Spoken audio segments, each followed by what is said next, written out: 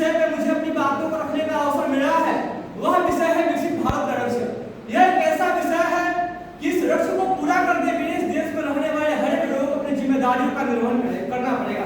हम थोड़ा सा याद करें गुलामी के दिनों को, जब ये देश अंग्रेजों का गुलाम था, अंग्रेज इस देश को अपनी शासन व्यवस्था चलाया करते थे, इस देश की धन संपत्ति को लूट को अपने देशों में लेके जा रहे थे, इस देश के लोगों पर तरह तरह का अत्याचार कर रहे थे, इस देश में रहने वाले लोगों के सामने अनेकों समस्याएं उत्पन्न हो रहे थे।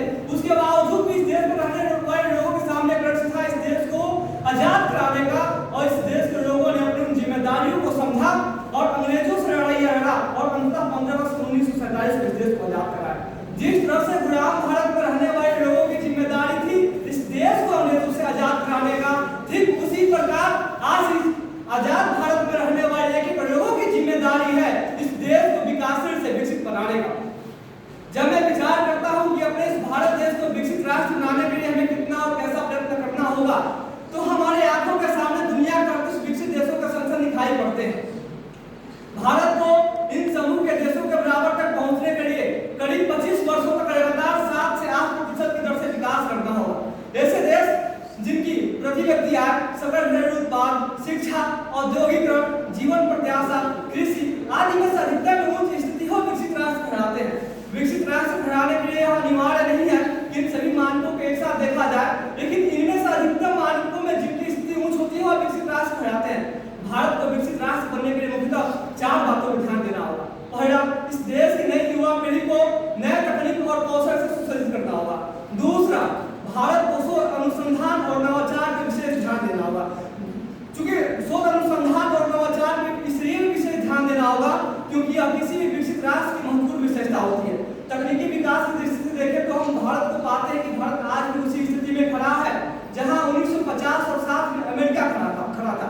फिर अमेरिका ने इन शोध अनुसंधान और नवाचार पर ध्यान देना शुरू किया और देखते ही देखते सूचना प्रौद्योगिकी, अनुसंधान, अंतरिक्ष, दवा, ऊर्जा आदि तमाम क्षेत्रों में अग्रणी स्थानों पर पहुंच गया। वर्तमान समय में हम अपनी पूरी जीडीपी का मात्र 0.67% ही शोध अनुसंधान और नवाचार पर खर्च करते हैं, जबकि चीन और यूरोपीय संघ के देश 2%, अमेरिका और जापान 3%, दक्षिण कोरिया 4% खर्च करते हैं। वर्तमान समय में आवश्यकता है कि हमें इस क्षेत्र में तेजी से आगे बढ़ने के लिए अपनी पूरी जीडीपी का कम से कम 2% खर्च करने का। जो तीसरा उद्देश्य है इस देश को विकसित बनाने का, वह है हमें कृषि क्षेत्र में ग्लोबल लीडर बनना होगा। भारत हमेशा से कृषि प्रधान देश रहा है। इस देश की अर्थव्यवस्था को मजबूत करने में इस देश के किसानों की बहुत बड़ी भूमिका रही है और हम जानते हैं अगर कोई भी देश विकसित तब होता है जब उस देश की अर्थव्यवस्था मजबूत होती है। तो इस देश की अर्थव्यवस्था को मजबूत करने के लिए हमें किसानों पर भी विशेष ध्यान देने की आवश्यकता है। चौथा, हमें दुनिया का औद्योगिक हब बनना होगा। वर्तमान समय में हमारी स्थिति ऐसी है कि दुनिया में सबसे ज्यादा प्राकृतिक संसाधन हमारे देश के पास है।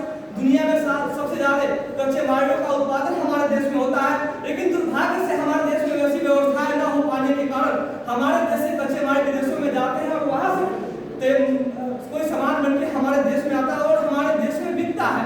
लेकिन हम कुछ ऐसा माध्यम बना दे जिससे हमारे देश से कच्चे मालों का उपयोग हमारे ही देश में हो और उसका सामान हमारे देश में बनके वो विदेशों में बिकने जाए। इससे क्या होगा, जब हम विदेशी कंपनियों के सामानों को खरीदते हैं तो हम इस देश का पैसा विदेशों में भेजते हैं। इससे हमारे देश की अर्थव्यवस्था कमजोर होती है। अगर हम अपने देश में सामान बना के विदेशों में बेचेंगे और विदेशी लोग हमारे देश के सामानों को खरीदेंगे तो इससे हमारी अर्थव्यवस्था मजबूत होगी और किसी भी विकसित राष्ट्र के लिए अनिवार्य है उसकी अर्थव्यवस्था को सबसे ज्यादा मजबूत होना। इसके साथ ही साथ हमें शिक्षा, स्वास्थ्य, महिलाओं की स्थिति में विशेष ध्यान देना होगा और हमारे